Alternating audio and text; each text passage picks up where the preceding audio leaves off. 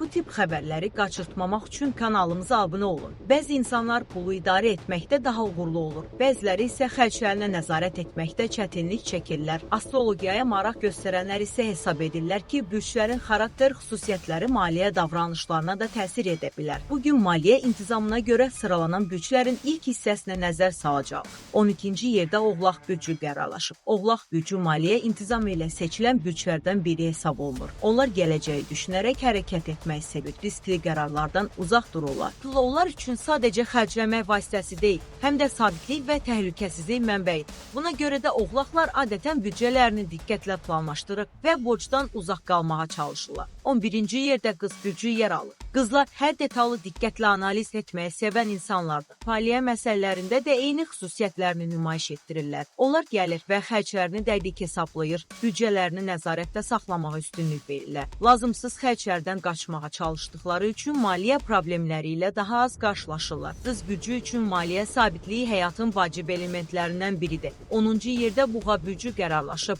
Buğa rahat və komfortlu həyatı sevsə də maliyyə təhlükəsizliyini itirmək istəmir. Onlar həm qənaət etməyi, həm də həyatın gözəlliklərindən zövq almağı bacarırlar. Bəzən emosional alış-veriş etələr də qısa müddətdə maliyyə vəziyyətlərini yenidən nəzarət altına almağı bacarırlar. Bu xüsusiyyət onları ciddi maliyyə çətinliklərindən qoruyur. 9-cu yerdə Tərəzi bürcü dayanır. Tərəzilər balans və harmoniya axtaran insanlardır. Onlar maliyyə məsələlərində də tarazlığı qorumağa çalışırlar. Gözəl əşyaları, rahat həyat tərzi və sosial fəaliyyətlər üçün müəyyən məbləğlər xərcləsələr də ümumilikdə maliyyə vəziyyətlərini nəzarətdə saxlamağa çalışırlar. Bəzən qərarsızlıqları əlavə xərclərə səbəb ola bilər. 8-ci yerdə isə Dolça bürcü gəlir. Dolçalar qeyri-adi ideallara və yeniliklərə açıq insanlardır. Bu xüsusiyyət maliyyə qərarlarında da özünü göstərir. Onlar bəzən fərqli layihələrə və maraqlı təşəbbüslərə sərmayə qoyurlar. Belə addımlar bəzi hallarda uğur qazandırsa da, bəzən risklərlə nəticələnə bilər. Buna baxmayaraq, dolçalar adətən uzun müddətli maliyyə təzyiqi altında qalmaqdan yayınırlar. Qeyd edək ki, astrologiya elmi deyil və bu məlumatlar ümumi xarakter daşıyır. Belə bir insanın maliyyə davranışı onun şəxsi vərdişlərindən, təcrübəsindən və həyat şəraitindən asılıdır. Siz bu siyahı ilə razısınızmı? Fikirlərinizi şərhlərdə bölüşməyi unutmayın.